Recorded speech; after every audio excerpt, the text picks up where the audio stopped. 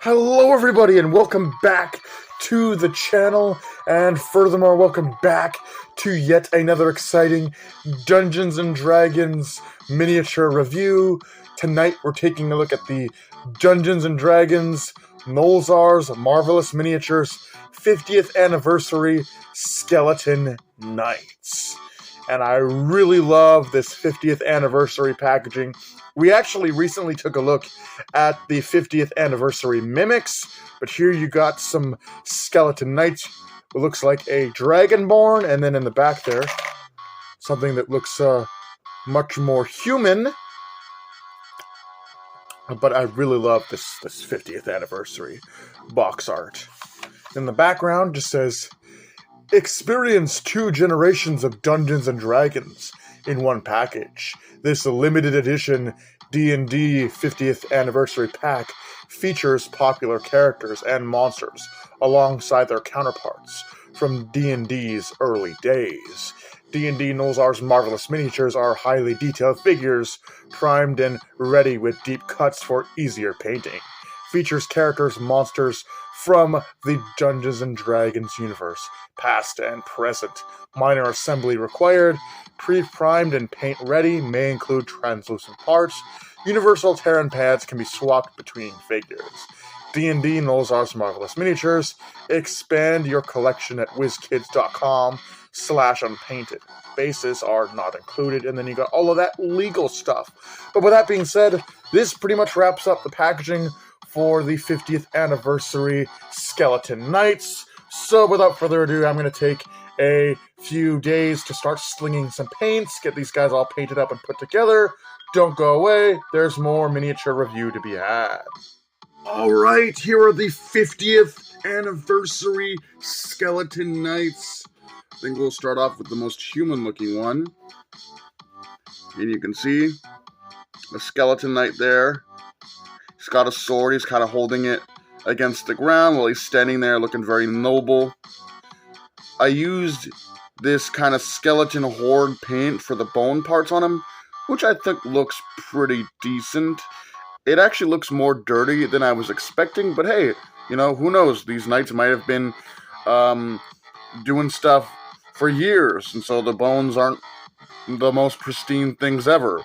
But you can see there, he's got like some chainmail, he's got like a leather vest, you know, he's got some freaking loincloths, some more chainmail, leather boots, big huge sword, he's got some armored cuffs there, he's got like a headband. Yeah, it's a pretty simple figure. Doing these more human-sized figures is extremely difficult for me, just because, well, of course, they're really, really small, so you have to use very small brushes and get in between all of the different pieces of clothing and everything, make it look nice. It gets pretty finicky at times, but I think I did a pretty decent job at this skeleton knight here. He's standing on a bit of, like, ground here, or dirt. I actually painted the sword here in a very dark gray and then dry brushed over it with a lighter gray to really make it look like it's withered and been worn out after years of fighting. But there's that guy. And then my favorite one of the set, I would assume this is some sort of dragonborn skeleton knight. He's got a huge long sword, like this sword is as long as he is. But he's got like a really nice, does not want to focus, really nice bone head. Like, that's cool. I really like this skeleton horde paint. Like, I think it looks really good. But you can see he's got this armor on, really nice armor with some purple fabric. Bones are nice and withered and dirty looking. He's again standing in some like dirty rocks here at the base.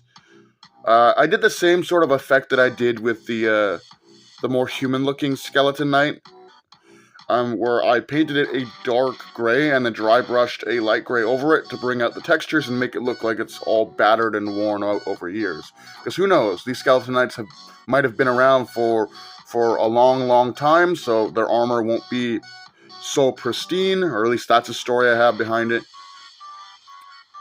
But yeah, I really like this skeleton knight dragonborn. I think this is like the coolest of the two. I've never seen anything like that before, like a skeleton knight that's a dragonborn. I've never seen that before, so that's really cool. But you can see, yeah, it's still kind of warped.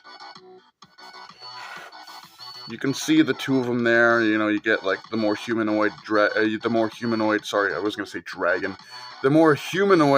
skeleton knight, and then you got the dragonborn skeleton knight, which of course is my favorite because it's a dragon. He's a dragon man, right? But yeah, these guys look pretty cool.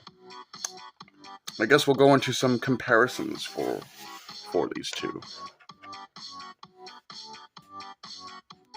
First up for comparison, here is the 50th anniversary Skeleton Knights next to the previously reviewed 50th anniversary Mimics. And I believe the Mimics here are the 1st edition and 5th edition, which I think is really cool about these 50th anniversary figures, is that they're not just giving us, you know, modernized versions of the characters and monsters, but we're also getting the vintage ones, right? So we're getting both the new and vintage, which I think is cool to do for a special anniversary collection of figures. Alright, for comparison, next to our human skeleton knight, we have some more human-sized miniatures. First up, we have the two female human oracle magic users, which I've lovingly named and made into characters. We got the black one being called Kira Corva de Colt, and the white one being called Alice Sierra de Colt.